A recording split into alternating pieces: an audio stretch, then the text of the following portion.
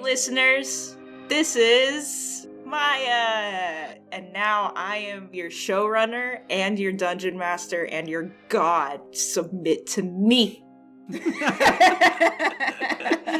Okay, this is Jake, your showrunner, and Maya, the stealthy amphibian. She's filling in for Elijah this week.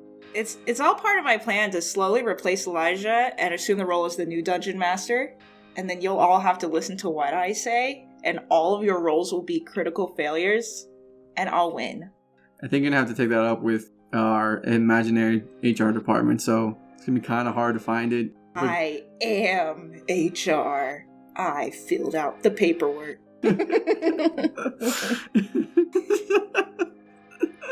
Well, we'll keep this pretty short. We use Roll20 to play D&D sometimes, so we'll occasionally talk about the map and the tokens and character placements on our computer screen. But if you want to support us, like, monetarily, you can check out our Patreon and support our podcast. So I have an idea in mind for a new character for your intro. Oh yeah? What is it? Well, I heard the other day that the old man got into a bit of a scrape with an ex-girlfriend. Unfortunately for him, the ex was an ancient evil Annis hag, hell-bent on corrupting the world. And wait, so is this hag corrupting the world, and is our old man wizard, like, pro-corrupting the world, or, like, anti-corrupting the world? I can't speak to that, but I'm pretty sure he just wanted to get his old sweaters back. Oh yeah, I guess the elderly do get cold easily, so that tracks. Yeah. Oh fuck, she's here. Hide your scarves and firstborns. Hello, naughty children. 'Tis I, Haggis the Hag. I'm afraid the old man couldn't make it. He's in a body bag.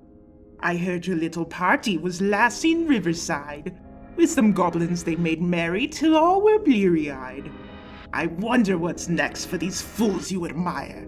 Beneath this earth will they find Faerzress or Torchfire?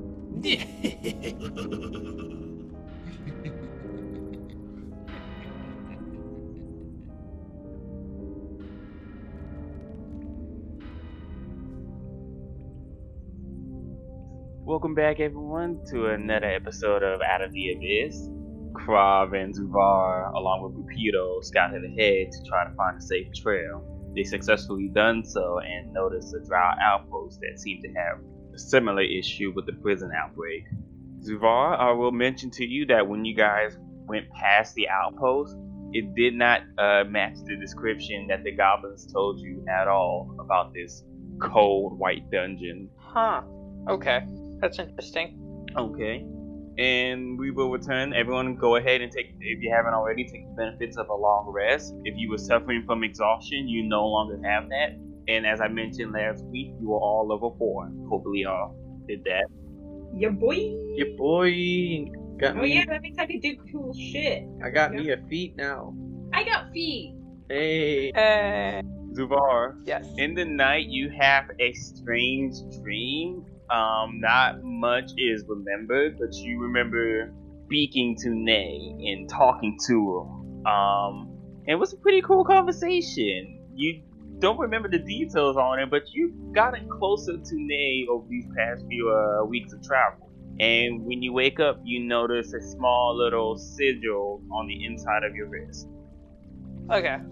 It's like, that's not been there before, is it? You have access to Find Familiar now, and I will go ahead and say that as long as you spend the hour concentrating on ritual, you don't need component. Okay. Nice. So it's what you all assume to be morning. Elder is just starting a little fire to cook a little meal. Everyone is washing their faces and getting ready. Is there anything you guys wish to do as the day starts? Well, I think I might just want to see how everyone's doing, I guess, you know? Like, I think... Are you asking individually, or are you just kind of like giving a quick once-over towards the group? I guess instead of asking everyone individually, I kind of just read the room a little bit, like, see if I see anyone visibly distressed. Okay, give me a quick insight check. Alright, this mushroom got a 10. 10. Let's see. Darendale, from what you rolled, seems to be doing fine. He's a little rough and ragged from travels, but he's still keeping up this princely aura around himself. A lot of the chores he tries to avoid, just saying that it's beneath him. But usually you guys are able to force him to do the heavy lifting. Right, pull his weight. Eldith is constantly on guard. She seems to be the one watching your backs for most of it. She as well looks exhausted, but it seems like something else is also on her mind as she kind of looks every time you travel in these weird nooks and crannies searching for something. Stool, you personally know Stool is fine. You know he's worried about getting home, and today he worries about that. But you have been pretty much a big brother to him, keeping him safe. Hey, that's my surrogate bro right there. He's wearing a little bit of a light armor designed by Eldith, as you can see, with these nice green fungi growing around it. It doesn't give much protection, but it gives him a little confidence as he pulls up the quarter staff that you gave him, kind of like swinging it instead of using it as the walking stick. With his newly grown small limbs. Give me a perception check. Okay. Perception. Ooh, 12. 12. You notice his arms are a little bit thinner but longer, and you kind of reflect back to the conversation you had with Zivar the night before, where it seems like Mike and Nick grow around their vine. Oh, this young mushroom's gonna become a warrior. Pupito is washing his face, kind of keeping his eyes ahead. He's pretty jovial, all things considered. Anytime you asked him how he was doing, he just kind of smiled and said, "All according to plan. We're all on our way." Okay. Shushar and it has been pretty much stuck together for most of it. It, how are you doing? Best friends. What's that? Now I have a chip. Gotcha, guys. I know when you're chewing. He knows when you're chewing. He knows when you're munching. He knows when you're chomping. Shut up. He knows when your mics are mute. Okay, So be ready for charisma check. Oh, I'm sorry. Make me a Constitution saving throw. what? What did I do? Oh no. You drank a bit last night. 10. Do I have a hangover? You have to vomit, but Okay, this is other than that, you don't have any other effects on gonna that. contribute to my character development. It throws up. It's just a little bit of spittle, and that shit is smelly, and it is poisonous, and like it watches a little fish try and eat it, because you know fish love throw up, Mm-hmm. and that fish was like, "Oh shit, I'm dead." You kind of just you just stare at the fish as it floats belly up down the stream. Wow, I can use my natural fluids to make especially potent poison. Oh my god. Here, can I overhear this and No, it's thinking all this. You Okay. don't overhear shit. oh, It is oh, thinking, okay. maybe this is my new feat. Maybe this is my thing I could do now. With your passive perception, Inoki, you do see the water kind of change to this sickly black-green color. Can I roll a actually I have a pretty cool idea, but I'm trying to think of what's the best roll. Maybe insight check on this? What are you trying to do, though? I want to maybe you put this into a jar that I have, like an empty jar I No, carry. it threw up inside the water. Yeah, and I want to like give this empty jar to it. Oh, you don't want to try to catch the vomit. You just want to give it the jar.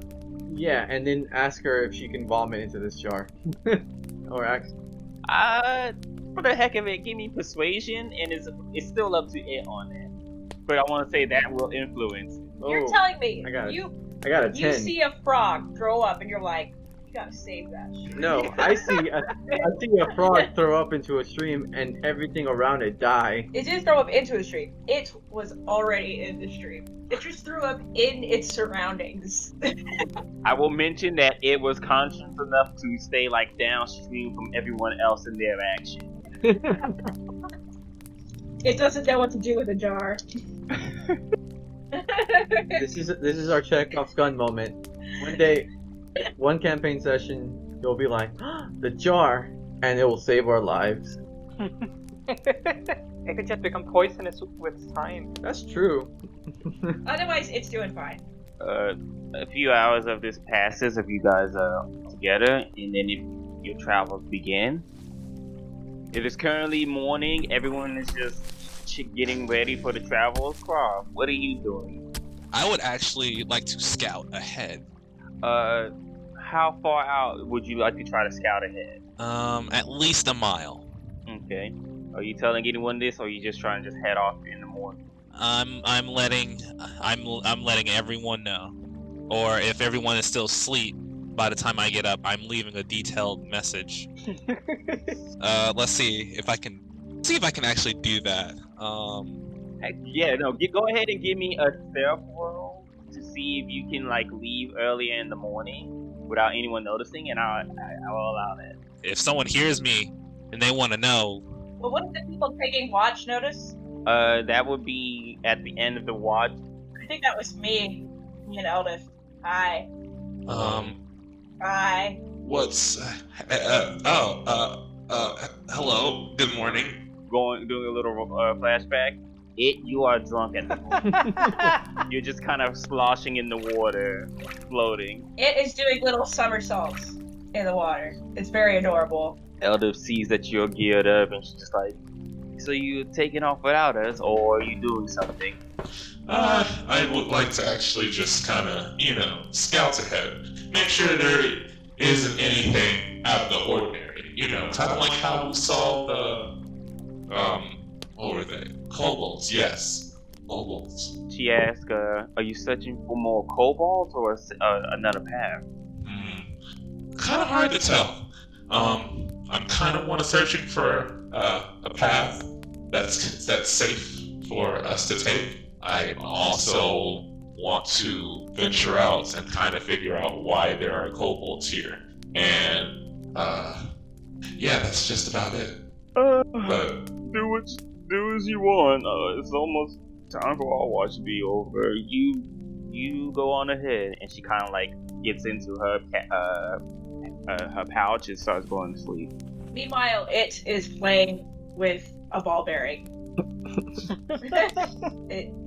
It tentatively eats one of the ball bearings. my goodness. It has an irony taste to it, and before you even realize it, you swallowed one of them.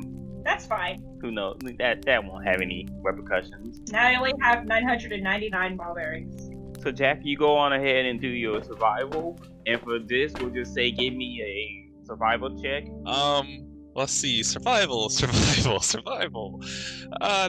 Okay.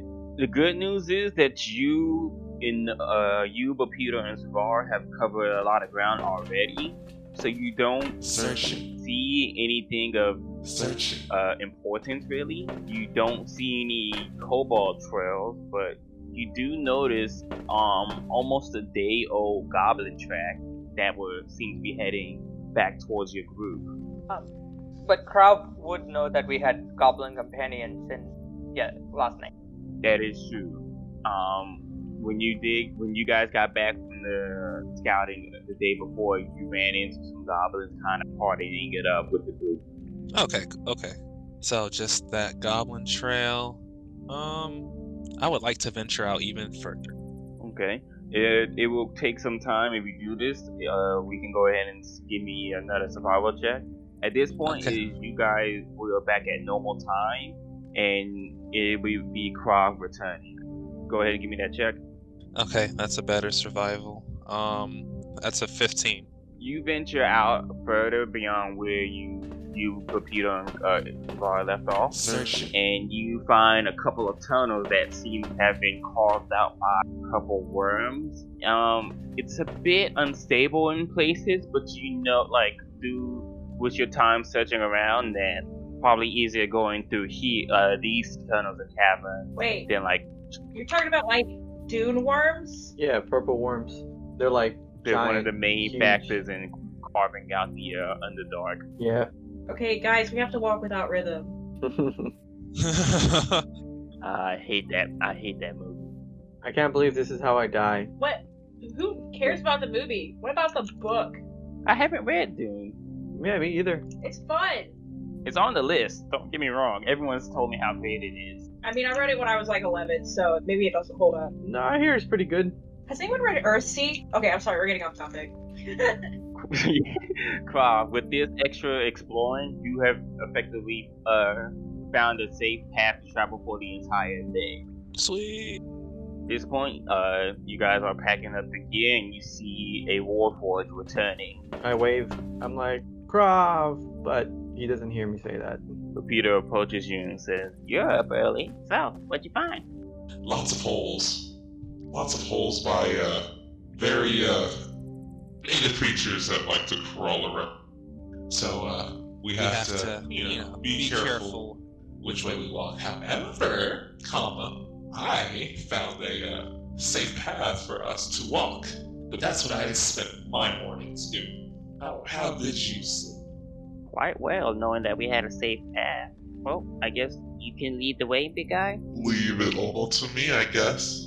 Inoki's stool comes approaching with a number of colorful mushrooms, all of them seeming like with your teachings to be edible ones. You can add an extra 2 days worth of ration to your stuff. Nice. Is there anything else you guys like to do before you head off for the morning? Because you will actually just skip a whole day's worth of travel, thanks to Jack. I do, but I'll let everyone else go first if they have something. Yeah, there's stuff you can do along the way because you have such a lot of free time traveling. Like if you have any crafting or downtime activities, it's just for that day. Go ahead. Does anybody have anything they want to do? I'll go last. I think it is going to start looking for potential ingredients along the way that can be converted into more potent poison. Approximately 50 gold's worth of ingredients.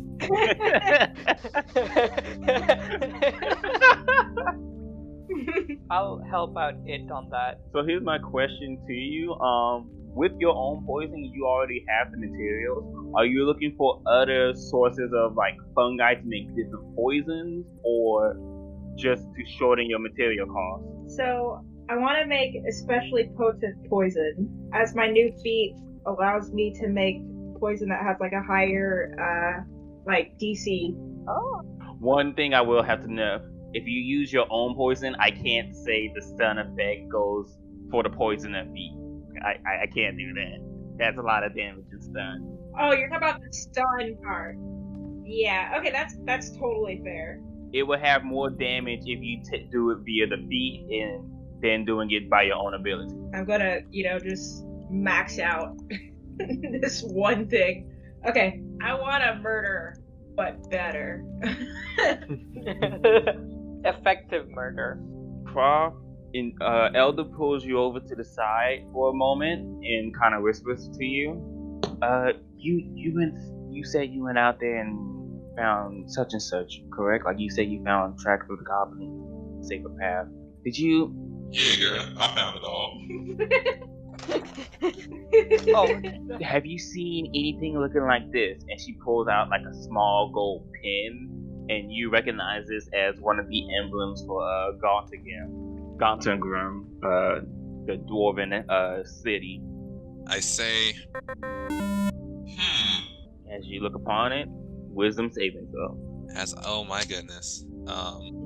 Jesus. Oh. Jesus. Oh my god. Wait. Error. You inspect the pin, trying to think about if you saw anything like that on the trail, and then your mind instantly flashes back to you as a dissembled creature. And now at this point, your torso is completed, and you are able to move your hands around, and can't see the face of your creator, but you see the pin on his shoulder. And he is just testing your motions out, and you kind of see an image in the distance with numerous tendrils, and you just kind of hear muffled voices of your creator and this creature talking. And you snap out of it and just you're back at Elder, who's kind of staring at you like, have you seen anything or anyone with this pin? Man, that flashback scarred him. Did we lose him? Uh-oh. We might have lost him, but it also might be PTSD. I would love if he commits to it like this. This is great. Eldith waits in silence. Eldith now you kind of see her inspecting the Warforge, and he kind of seems like he's deactivated as she pulls a horror crux in front of him. You just broke him. She looks upon you all, and a white hood comes over her face, and she says, "Yes, I am task manager."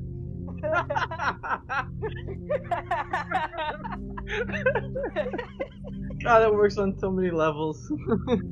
Yeah. Yes. Alright, go check Krav out and just... Okay, hello. Yay! Yay! That flashback really got you. The power cycle worked! We'll leave all that in, and then just leave it where Jack's like, what? Sounds good. Let's do it. Yeah, okay. So you kind of return to the flashback, and Eldith is showing you the coin, and she's repeating the statement. Have you seen this while you were scouting ahead? Did you see any corpses with this? No corpses at all, actually. We kind of lost you there for a second. You okay? Was I offline? Oh god, it's happening again! It flickered on and off, but you look like you're here. Well, that's fine. That's all I need to know. And she kind of puts the pen back on and Bappy's like, yeah. I'm gonna go ahead and say, you guys, like as I mentioned, that Jack has given you a complete chill day. As you travel, let me know if there's anything you want to do. Maya, give me a not survival check, but nature check to forage. Okay. Actually, no, I was wrong on that. Survival for foraging. An 8. Cool. Alright, let me roll this D8 and pull from this table of fungi. What? Oh no! So during your search, you don't find a lot of fungi that look dangerous. You do find one that kind of is shaped like a human tongue, and you kind of get about 4 or 5 of those. You don't know what that does. And as you're searching, you notice that there's this like 2-foot tall like stalk of mushrooms with this orange cap on it. Do you try to grab it or use that as well? Yeah, of course I do. Okay. I'm immune to poison. Yeah. As you pull it out, you yank it, and kind of like dandelions, these spores spread next. Inoki, with your passive perception, you see in the back of the group it covered by these red spores. I like one. And you see that she just grabbed some torch stalk. Oh, man. Give me a dexterity saving throw. Luckily I'm very dexterous. Ah, jeez. 10. And a cloud of fire engulfs it, and then disappears, and you just kind of see it on the ground, like right, kind of like skid past the fire, just staring at it. You take 2 points of fire damage from just managing to dodge it. I get out my magical water gourd, and I use it. I pour the water on it. So you pour water on the stalks? I pour water on the fire, and then actually, yeah, that's a good idea. I pour water on the stalks. At this point, the whole stalk burns.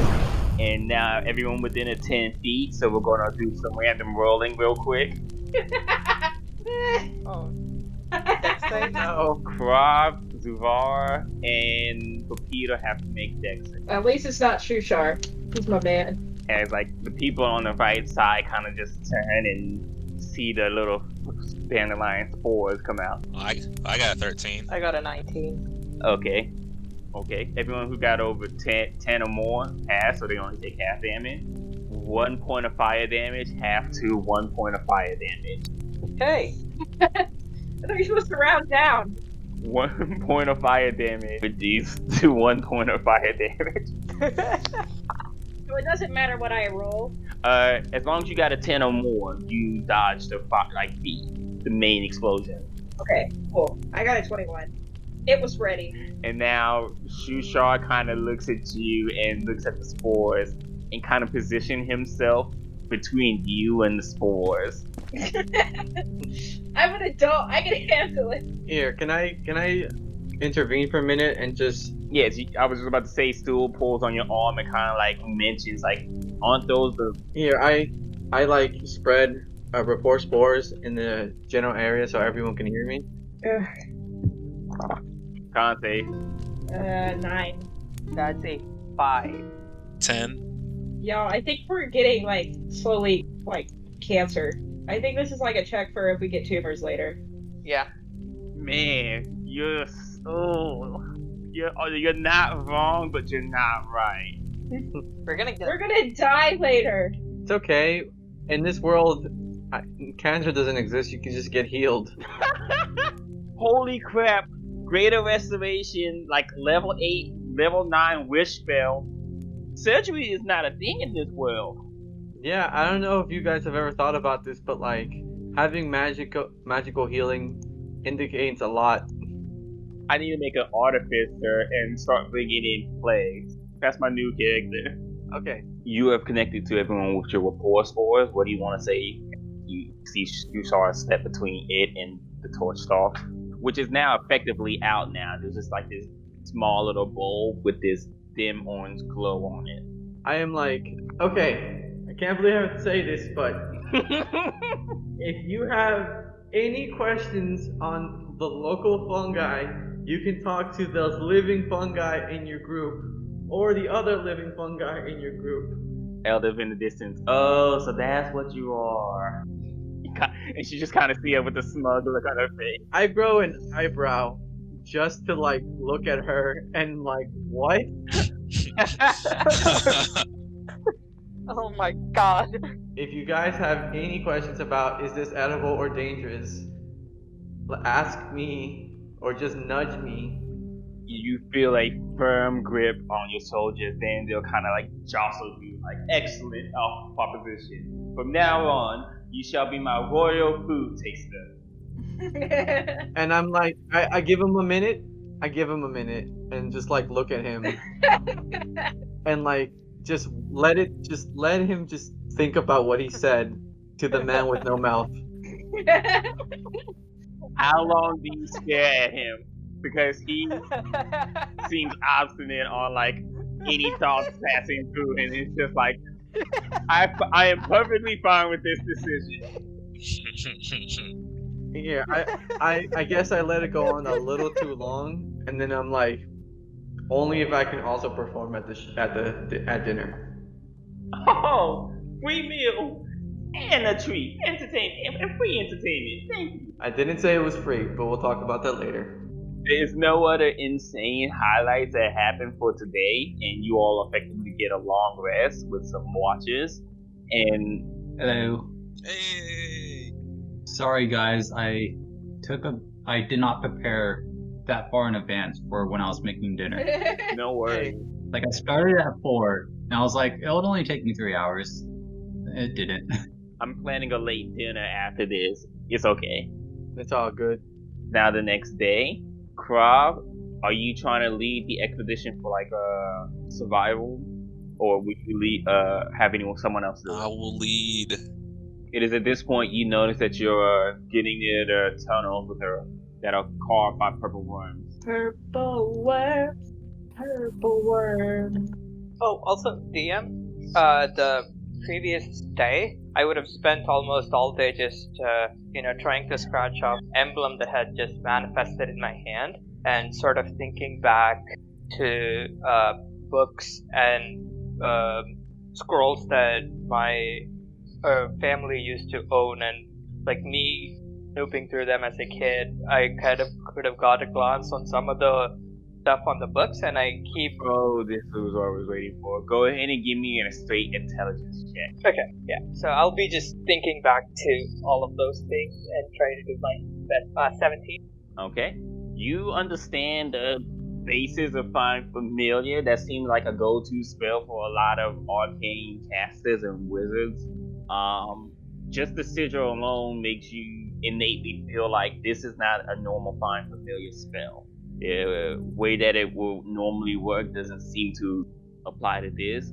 But you also notice as you concentrate on the sigil, Nay appears and the sigil disappears. As Nay returns, the sigil shows on Vist again. and in the back of your head, like in the deepest corner, you kind of hear a soft "Keep playing." Okay. I try responding to it, not knowing if it's going through. You hear nothing. In fact, do you respond out loud or in your head? I mean, okay. So when I hear the voice in the back of my head, I kind of turn around to see if anyone else would have heard it, and I probably would see nobody else batting an eye. Hey, DM, Yes. are we still connected? What do you mean? Like, I just cast rapport with everybody. Is that something that? No. This is the same day traveling. So if you wanna, I would say you're still connected for the day's journey. Thank you for asking that. That's a good question. Okay, just checking. That would have been weird. Ooh, as time progresses, that might be fun. But okay, yeah, that's kind of how I spend my entire day, not really understanding why these dreams or visions occur to me, or what these strange voices and its connection to Ney are. But I'm slowly chipping away at it. Inoki, I will say you have heard Zuvar just in the back of his head, like quiet hello, but it seems like it wasn't focused on anyone in the group. Okay. I look at Stool and I'm like, did you? Oh, okay. I guess. He shrugs his shoulders, but doesn't seem like he was paying attention. He seemed like his eyes were focused on the ground, using the walking stick to try to make sure he doesn't trip over anything. Fair enough. All right. I guess I just file that way for later. And now, who cares about all that? After a calm day of safe travel, you guys get to the unstable part. Go ahead and roll me that survival check with advantage and tell me what pace you all are trying to travel. Oh, let's go slow, y'all. Let's go slow, please. That survival check was not good. Let's go slow. I rolled a 10, but I agree on the slow part. Wait, but if you're not feeling so confident about the terrain ahead, shouldn't we just go faster so that we can get away from it faster? As opposed to being slower and risk being ambushed. I rolled a 5. Are y'all kind of like having this conversation out loud? Yes. I chime in and say, no, you want to be cautious in the Underdark. Look what happened when it just happened to graze that mushroom. Elder and Bopito both kind of speak up like, agreed. And they stare at each other kind of for a second like, I don't want to agree with you. Shut up. And Bopito speaks up. I agree with the Mike and Ed. We should probably take our time. If this is unfamiliar to the Warforge, the area already seems unstable. We might want to just walk cautiously. Then Dale just speaks up. We don't know the terrain. Anything could attack us. Why don't we get out of here? Let's just move. Pay attention to things that matter, but let's move. Can I try to persuade him to come around to walk, taking our time? Sure. Go ahead and roll persuasion, but play it out for me how you. Alright, I rolled a 23. Ha. Holy shit. I'm gonna be so scared of you later. I'm like, look, since we've escaped, we've run into spiders. Scary, I get it, but also easily could have fallen into their lair without realizing it. It can be very dark down here. Pepito speaks up. Spiders is not the worst thing down here. Like, that is minor. I can concur. And look what happened to what I can only assume was unfortunate beings that found themselves trapped. All those cocoons, and then we almost ran into an ambush of goblins as they potentially saw us as threats. It is dog eat dog down here. We really need to take our time and just assess every step of the way, or we can find ourselves in a crevasse, some other creature's meal, or even just frozen by some unknown force. Not to mention there are kobolds down here. That too, and also... Elder keeps looking at you as you mention it, and she's like, we saw one in one direction, and everyone's going crazy about kobolds. What the hell? It's not about the kobolds. Can I pull her off to the side? Yeah, okay, cool. I guess I'm still persuading while he pulls her off to the side. You see Vandale just nodding like, Very well, Taste Tester. You are also the navigator. You have a place in the surface world after all of this, good sir. Just you wait. I love him. I'm actually kind of excited by this. I'm legitimately oh snap, I think I found a nice lead on a gig, you know what I mean? So you pull Elder to the sides, And she's like, what? Get hands. What's going on with you? Let me explain to you something about kobolds. And I try to. She crosses her arms, and for a moment, you forget she's a dwarf, and she kind of puts off this like extremely aggressive presence on you. Like, go on. When was the last time? And I say, when's the last time you've ever seen a kobold by itself? In the sewers of my town. You realize that kobolds don't just hang around by themselves. I admit that seeing one out here is crazy, but we also seen goblins and demons chasing us. The world around here is wacky. Now you know why I've been bringing up the issue about kobolds. That they like to hang around. So you expecting to see more kobolds, or what scared the kobolds? That is correct. Yeah, we're gonna see more. We're definitely gonna see more kobolds. If there's one down here, yeah, definitely. She kind of stares at you and says, 15 gold, we don't see another one. I say 20, we run into a whole group. 20, we went into a whole group. Okay, 50 if you lose. Deal. So 15 if you see one kobold for Elder, 20 if you see a group, and she said 50 if y'all don't see a group. If you see one, Elder pays him 15. If they see a group, she pays him 20. Okay. If they don't see any at all, I guess that means you have to pay her 65 gold. That's a bad deal, but okay. Deal. But how confident is Jack in his decision? So you guys make it towards these tunnels, and you notice that the entire area, for, let's say you will use it as a scale, but up to your knees is this strange blue fog that coats the ground. It is 2 feet tall. Yeah. Okay, cool. So it's like a few inches. I would say half of it. Oh, okay. So it's a foot of fog. I thought you just said it went to her knees. So it might be easier just to say it's a foot tall. How many fathoms is in it? Oh god! Just a probabilistic unit of distance. How many fathoms are in it? At least 0.5 fathoms. So magic casters, as you pass through this fog, you kind of feel like exhilarated. You feel awake. You kind of feel like, man, if I was to do something, that would be awesome, man. And Torpedo kind of takes a moment to speak up and says, for those who may not know, this is a mistake. Nobody truly knows it. For this, we call it the Faerzress. Be careful in the Faerzress. It's a magical energy that responds to magic. How it does so, nobody knows. We shouldn't stay too long in it. It has some effects on people over time. But other than that, it's fine. We can move. Define people. And he looks at you, and for a moment, you kind of see him actually thinking like, This is a neat jetty for all of us, friend. All right. Well, let's move then. Okay. Who is leading the navigation expedition on this? Like, give me marching order. Me first. You can go ahead and give me rolls of two. Like 2 people up front, 2 in the middle, 2 in the back. I'll be behind Grov. I'll be up front with Krav. I'll be next to Shushar. I'm wherever Shushar is. Or Buds. I'll be next to Shushar. I'm wherever Shushar is. Or Buds. I'm in the back. In the back. Backity back. Inoki, right next to you, you feel your hand, and Tool is kind of just grabbing it, one hand with the walking stick, the other hand in yours. All right, little man. Right before y'all get into marching order, you see Elder kind of like pushing something onto Sushar, and he just bows, and they see what Inoki and Stool does, and you look down, he kind of puts his hand out towards you, and as you look down, you kind of see another makeshift glove on that hand. Aww, I hold his hand. Okay. What's your DC, by the way? Oh no. I'm not saying that it will happen, I'm just saying it might. 12. Cool. You feel this glove get like slightly damp, and you look up to Fushar, and he seems to be fine.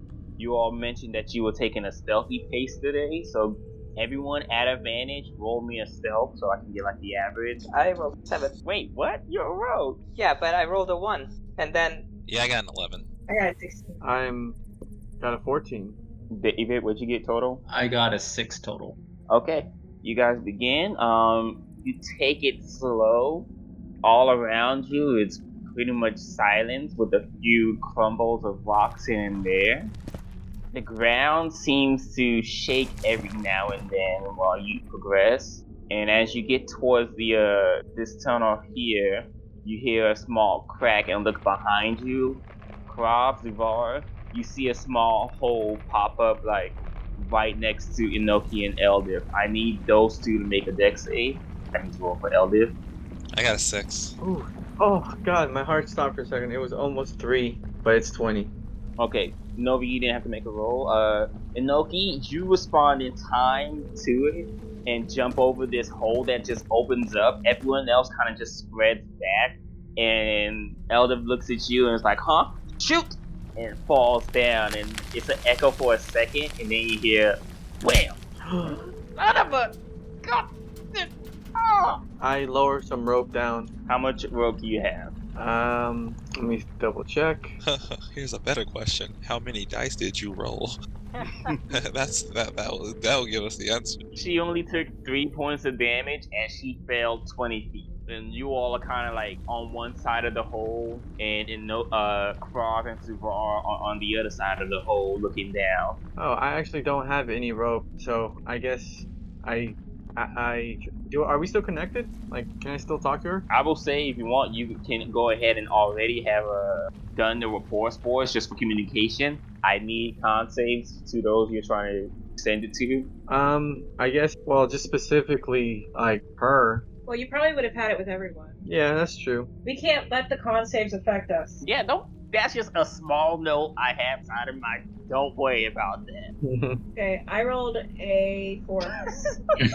It's okay, I could just cast Healing Word and then you immediately feel better. You need to use Greater Restoration. Alright, good to know. Cancer is a 5th level or greater spell. Oof. Okay. For now, I'll just cure her wounds. I don't have cancer yet. I don't think Rum's living long enough to get cancer, so you're fine. Yeah, I need everyone else to give me con save. Jack, what'd you get? I'm legitimately curious about what this is going to lead to. I'm very excited about getting cancer. I have a 7. I have a 3. 14. Okay, your spores have been connected. Bluetooth connected. I say, are you okay? Do you need help? Not in your head, he yells, someone hand me a damn rope. It pulls out a 100-foot silk rope, but it's really big and heavy, so it just kind of drops. Zool rushes over to the side of the hole, and you just see him put his hand up, and a weird, like, air sound for a moment passes, and he's like, and she glares at him, but kind of like just takes a moment and try. You said you were putting the rope down it, or you were struggling with it? Yeah, it's really heavy, so I kind of just drop it on the ground for someone else to do it. Yeah, I help grab it. It's 100 feet. Sushar aids you, and you guys pull the rope down. Krav, while this is happening, give me a perception check. Okay. What does the 17 tell me? You hear off in the distance like this, and then just nothing. Does it sound like it's getting louder? It sounds like it's echoing, but you can't determine if it's getting louder. You can't determine if it's getting closer. I tell Zavara, There's something off in the distance. It sounds like it's sloshing around. We should be more careful, or at least try to keep a low profile. At this point, you guys got Eldif up across, and she kind of takes part of that same rope and tosses it to Zuvar, like heads up, and kind of makes a makeshift bridge to get across the gap that's open. Okay. I will hold the rope in place. But as you guys get up to this point, you see Eldif turn towards this area. Her face kind of pales, and she rushes over here alone.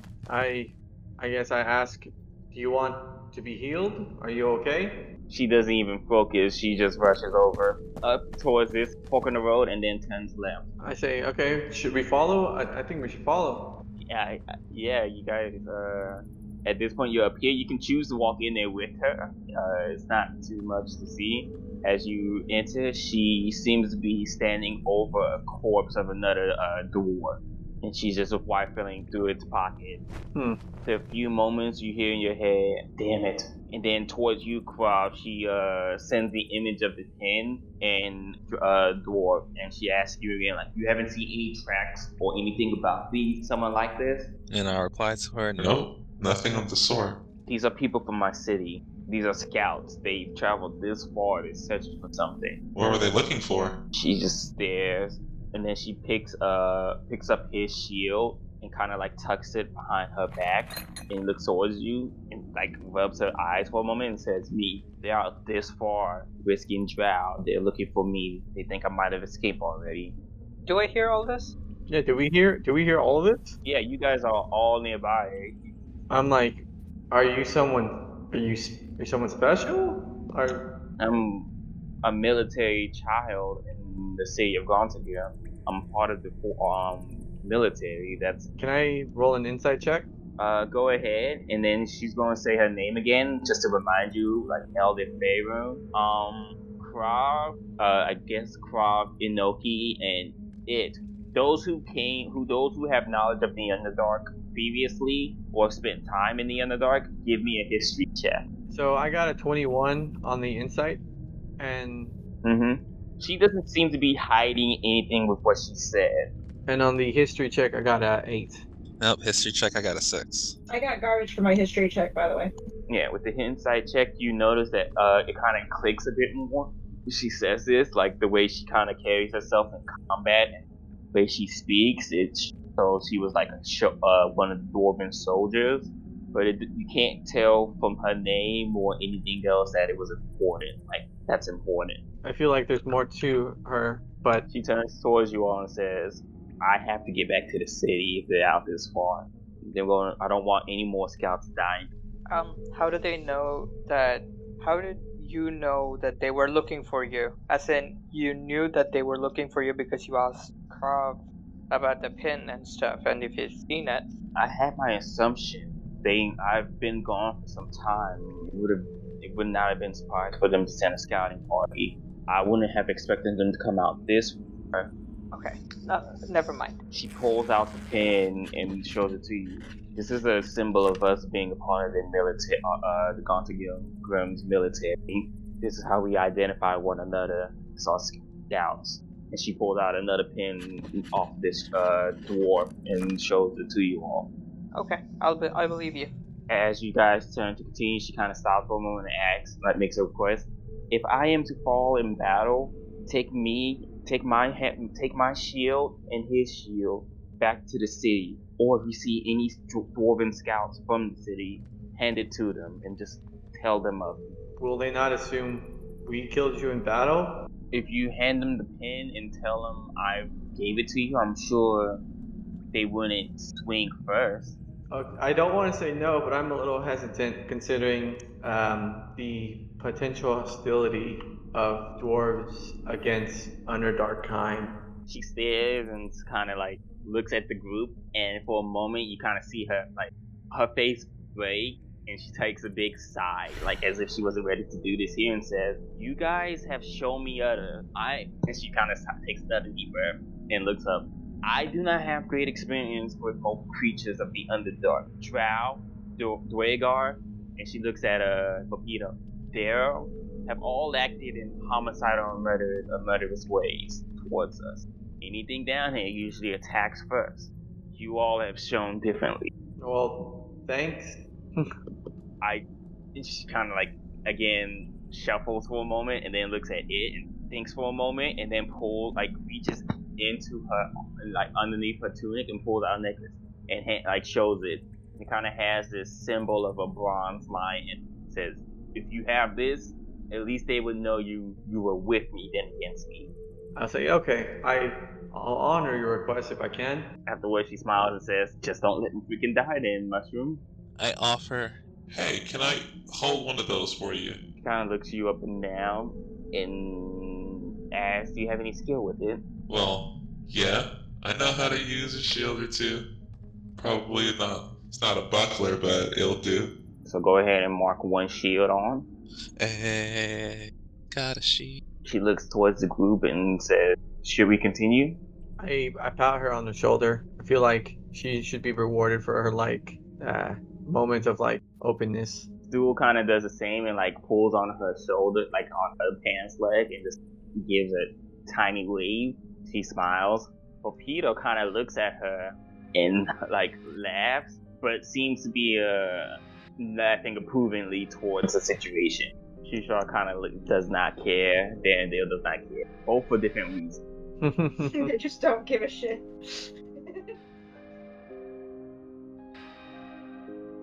I am here for all the bullshit that went down this episode. Yeah, setting us on fire and everything, making everything worse. I stand by my choices. Well, at least it wasn't a TPK. That would have really sucked if we had a total party kill and we all had to make new characters, It too, Electric Boogaloo. Wait, would that be your new character? Just it too? Would they be a wizard or something? Yes, It the Wizard.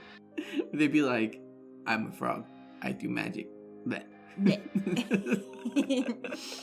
It would be fun just if all of us died and then we would just make the same character again but slightly different. If I was not Inoki but maybe something Portobello. And instead of being a tall lanky mushroom, I'd be kind of wide and big and I would be man, I hate music. Music sucks. Well, in that case, I think it would be named That. That? Come on, that's a pretty good idea for a character, right? That. The salamander. Oh, the salamander. Look at that salamander. No, stop casting magic, salamander. And the salamander's just that's what salamanders say. I guess that's a good enough segue. That wasn't a segue. Whatever, so... Support us directly on our Patreon, at Next on the Initiative. Any additional content we make is going to be uploaded to Patreon first, and the best way to find us is by using the link in the description. So Jakes, whose turn is it to name a $3 item? Let me just go ahead and call the person I had in mind. Hold on, I'm gonna call them now.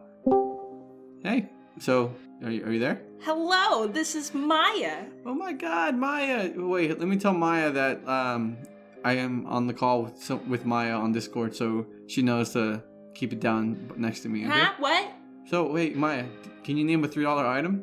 Why, yes, I can. Cool, I hope that wasn't too confusing since, your name is Maya, I'm sitting next to Maya. Just... Oh, I think of her as... Maya Palooza. Mia. Oh.